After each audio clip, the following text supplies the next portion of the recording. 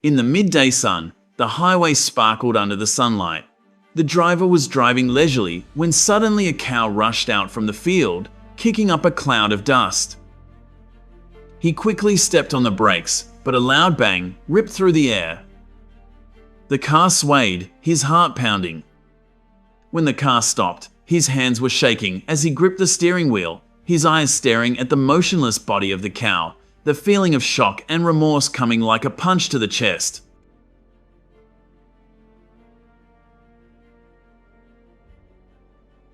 This is a road in Texas. They intersect with the lives of millions of wild animals trying to survive. And when these worlds collide, what can happen? Thousands of animals suddenly dart across the highway, leaving drivers no time to react. There needs to be a law requiring drivers to be alert to prevent this from happening again.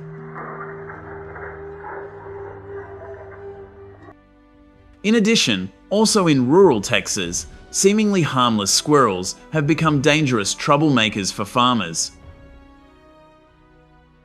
They dig up the soil, uproot young trees, gnaw at tree bark, causing trees to become stunted or die.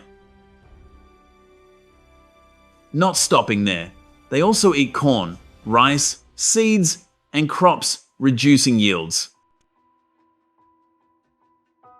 Worse, their burrows are deep, making farmland prone to landslides, damaging fields and gardens, causing heavy economic losses.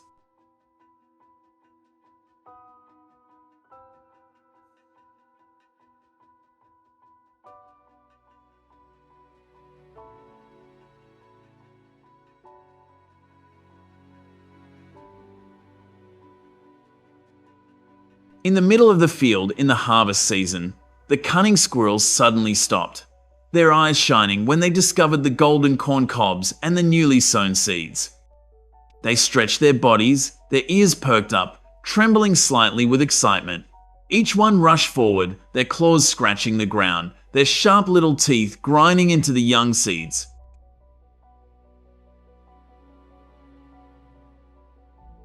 Each video is a new journey of nature and survival. Click subscribe to the channel to not miss it.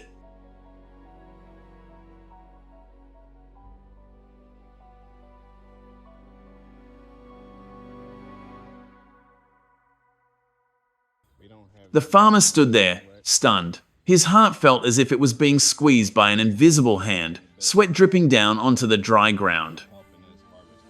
Months of hard work under the scorching sun were now crumbling, gnawed mercilessly by the greedy squirrel's tiny teeth. Looking at the fields turned into a feast for them. All he felt was helplessness, resentment, and an unspeakable pain.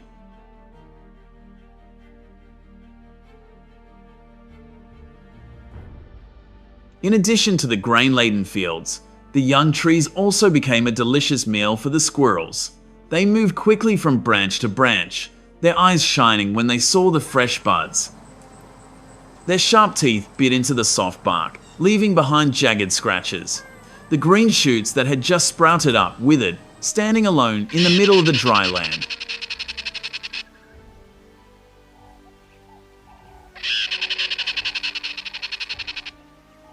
So have you ever wondered why squirrels act like that? Is it just because of their survival instincts that urge them to forage, sharpen their teeth and hoard? Or are there other underlying reasons that make these seemingly harmless creatures become a silent threat to the green crops?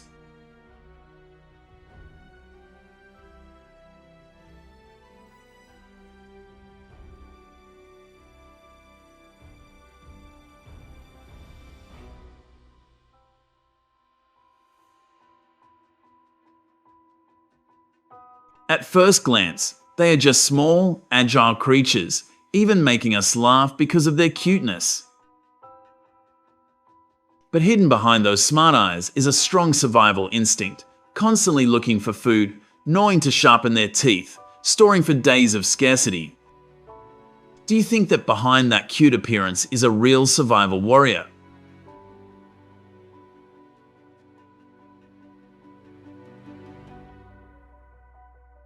Partly because of their rapid reproduction, the squirrels' numbers are increasing, forcing them to seek more food sources to survive. When the forests no longer have enough seeds and fruits, fields and gardens become fertile ground for them to destroy. It is this harsh survival cycle that has turned squirrels into a persistent obsession with crops. Squirrels have a very short gestation period of only 46 days. Each litter consists of 2 6 babies, some even up to 8, and usually breed twice a year in the spring and late summer. More worryingly, young squirrels can continue to reproduce after only 9–12 months.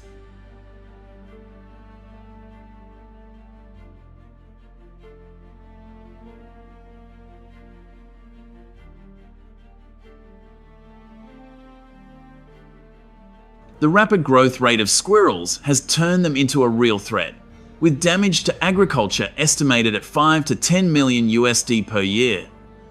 This terrible number makes it impossible for the government to ignore, forcing them to have a headache finding a solution to deal with this small but extremely cunning rodent.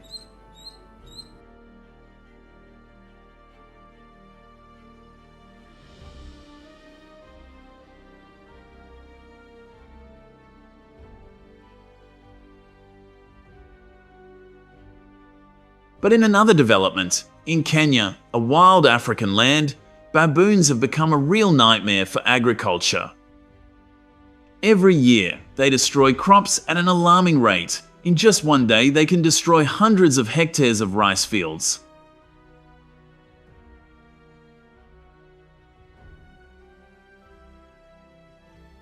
Faced with such terrible damage, local authorities were forced to issue hunting licenses to control this destructive species.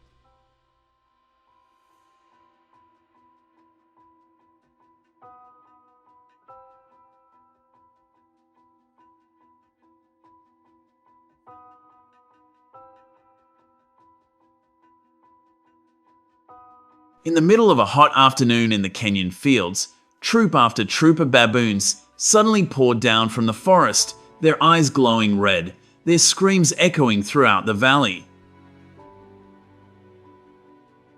They rushed into the corn, potato, and banana fields like a whirlwind, screeching loudly as if they had just found a treasure.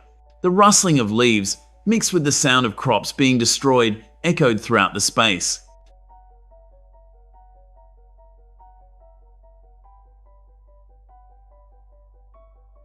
The farmer clenched his fists, his eyes bloodshot as he looked at the devastated fields where his hard work for months had been mercilessly trampled by the baboons. Anger surged in his chest, making every muscle tense. There was only one iron determination in his heart: to defeat those savages and reclaim his crops.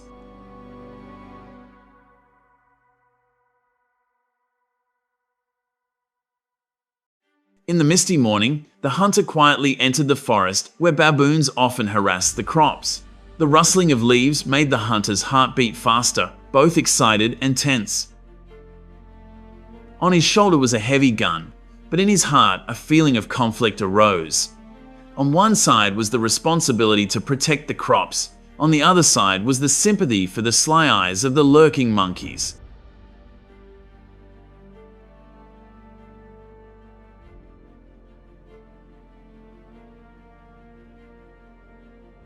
The hunter pressed the butt of his rifle to his shoulder, squinting through the scope.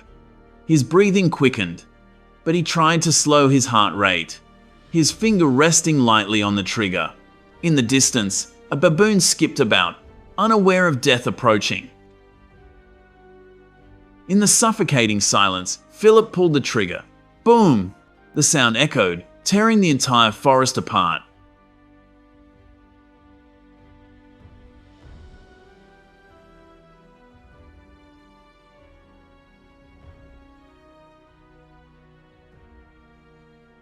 As soon as the boom sounded, the hunter's heart skipped a beat. The smoke of the gun still lingered in the air, and he could feel his hands trembling slightly. His eyes followed the fallen monkey, mixed with a sense of relief for having saved the crop, but also a hint of sadness. In that moment, Philip understood that each shot not only took a life, but also deepened the burden in his heart.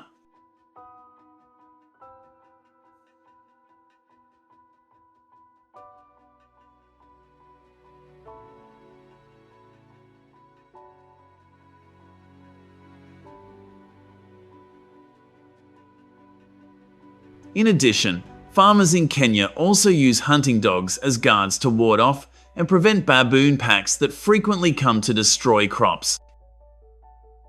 In the middle of a Kenyan field, a pack of hunting dogs rushed out from behind the thorn bushes, not to kill, but to chase away a pack of baboons that were ravaging the crops. Their barks echoed loudly, their eyes blazing. They rushed forward, causing the baboons to panic and run away in all. The mother monkey quickly pulled her baby to cling tightly to her back. The adult male monkey screamed, but before the fierce aggression of the dogs, they were all forced to retreat, returning peace to the field.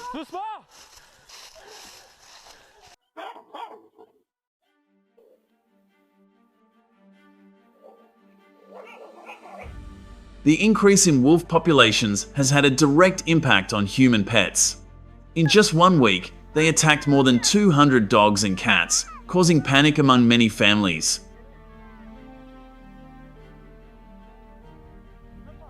As a result, pet owners face average medical costs of more than $1,500 per incident, creating a heavy financial burden and tax pressure.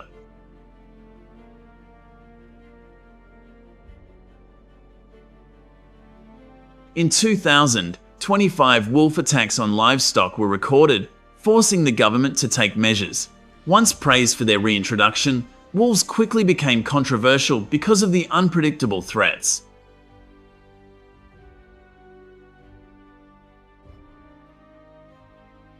To mitigate the increasing threat of wolves, the US government implemented a tightly managed wolf hunting policy.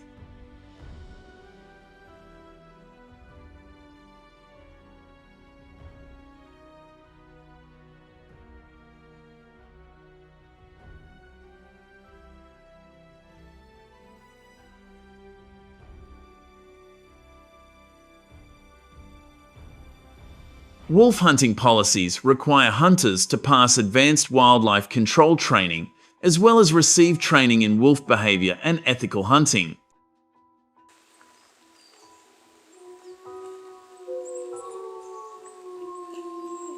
Teams of up to 5 people, equipped with approved weapons, can receive rewards of up to $4,000 for success.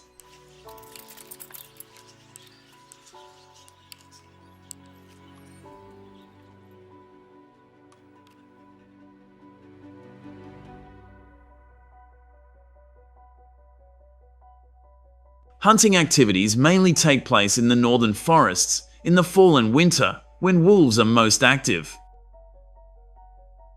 Hunters often use high-precision 30-06 Springfield rifles with a range of up to 300 yards, combined with modern binoculars to observe and take down wolves accurately and humanely.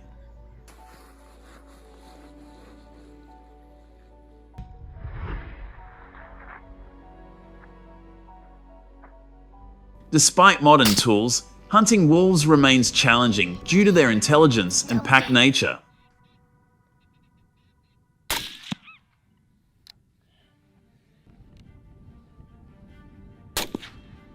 Hunters often use callers that mimic prey sounds, which draw wolves closer to the hunter, the most common being a wounded rabbit, 80%, to lure wolves closer, especially during night hunts.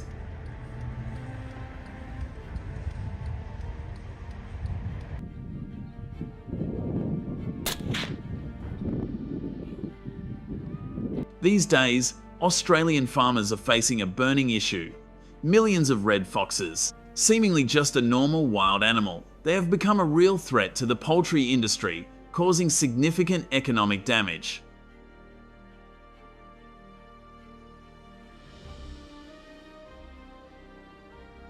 The story does not stop at material damage, but also raises a big question about ecological imbalance. Is there a way to deal with this cunning predator without affecting the natural environment? This problem is challenging the patience and adaptability of Australian farmers.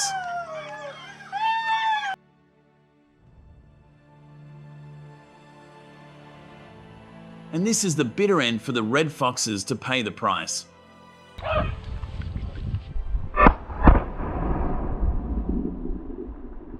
Australian farmer uses hunting dogs to hunt down red foxes, forcing them to flee.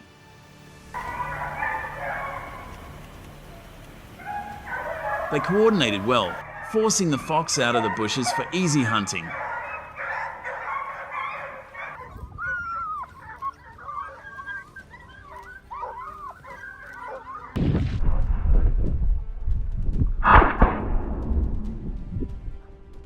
Last night, when I opened the chicken coop door, the sight before me left me speechless.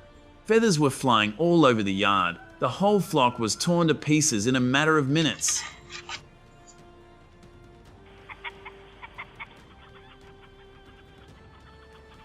I was both angry and helpless. A season's worth of hard work had been lost because a cunning red fox had quietly come in and turned my farm into a cold-blooded hunting ground.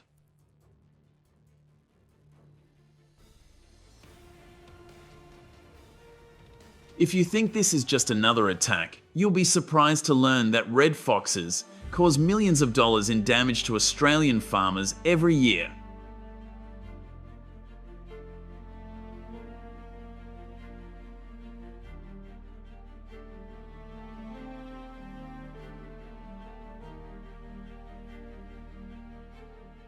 So what is the cause of the destructive actions of red foxes?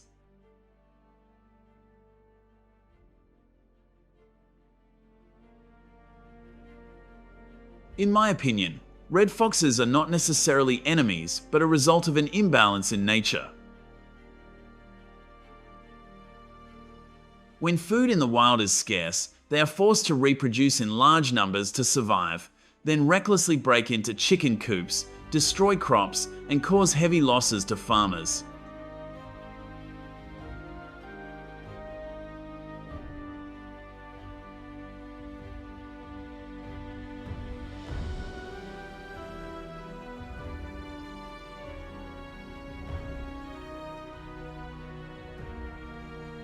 At night, the noisy chickens and the darting shadows of foxes frighten the whole field.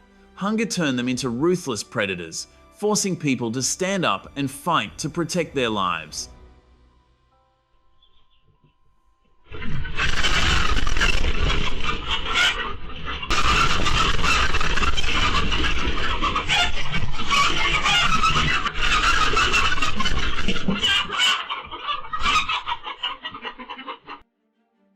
In Australia alone, it is estimated that there are more than 7.2 million red foxes distributed across the continent.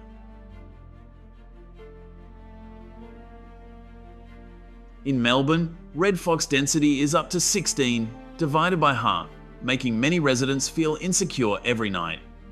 They sneak into gardens, rummage through trash cans, steal chickens, and cause havoc.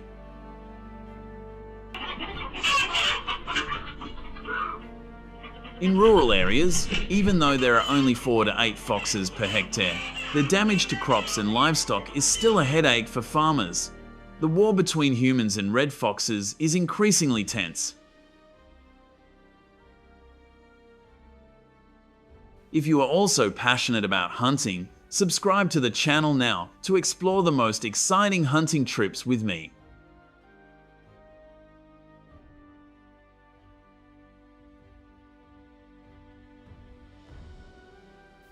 Red foxes have strong hunting instincts and are aggressive when looking for real food, but they cannot resist being surrounded by a pack of dogs.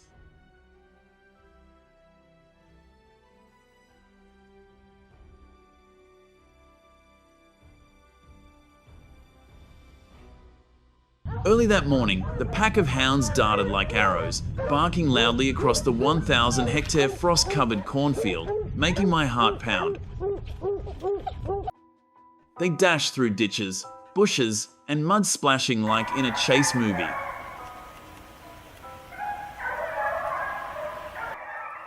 Even if they had to jump into the water, the hunting dogs were determined to catch the cunning red fox.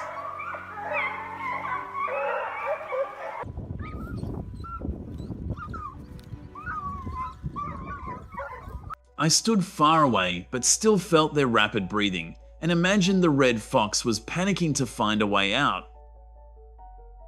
You may think this is a cruel act, but this is the price that the red fox has to pay for what they have caused.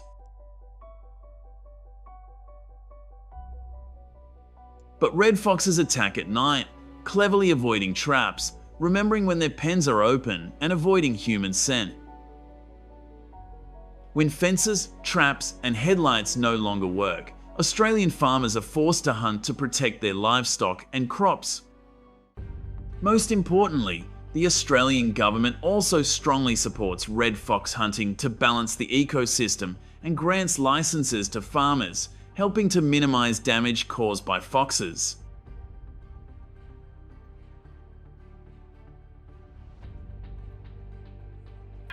Farmers use headlamps to scan the fields, carefully examining each bush for glowing red eyes in the darkness.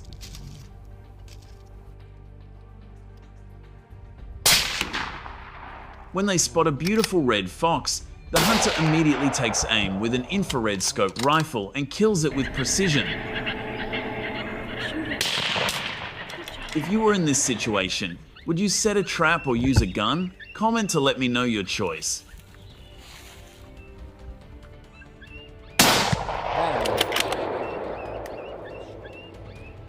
Once he saw the target, Jared was extremely accurate. Gotta love that.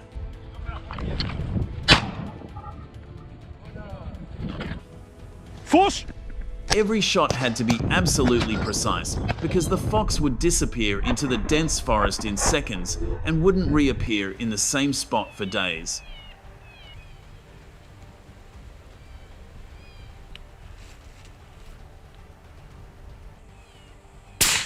Got him.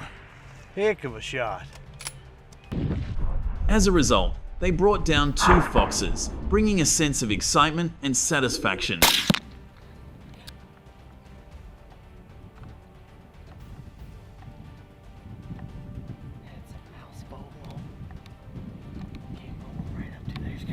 To hunt red foxes, with their ability to move quickly and cunningly, the use of aircraft becomes an indispensable factor.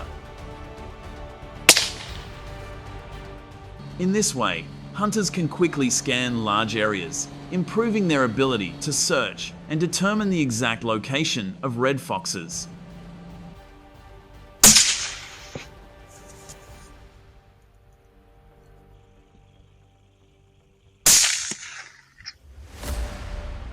Aircraft open up an opportunity for hunters to face the cunning and agile red foxes without having to track them by chasing them on the ground, creating more favorable conditions for the hunting process.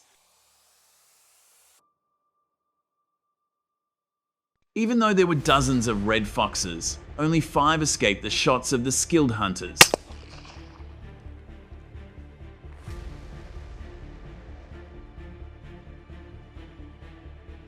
In addition, the number of foxes is too large. Once an Australian farmer saw about 200, so trapping is not too strange.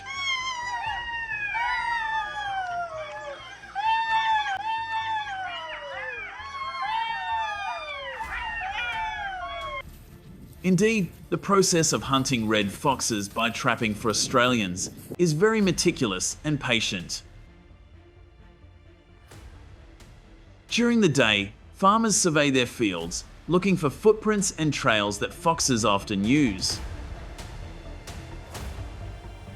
They set steel or box traps in strategic locations, sprinkle fresh meat bait to lure foxes, then cover them carefully to hide human traces. At night, they periodically check the traps, keeping quiet so as not to alert the foxes.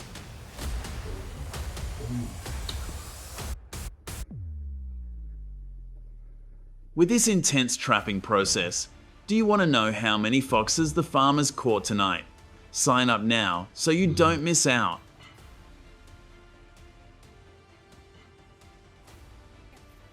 Every time the trap is successfully caught, the farmer protects his poultry and crops.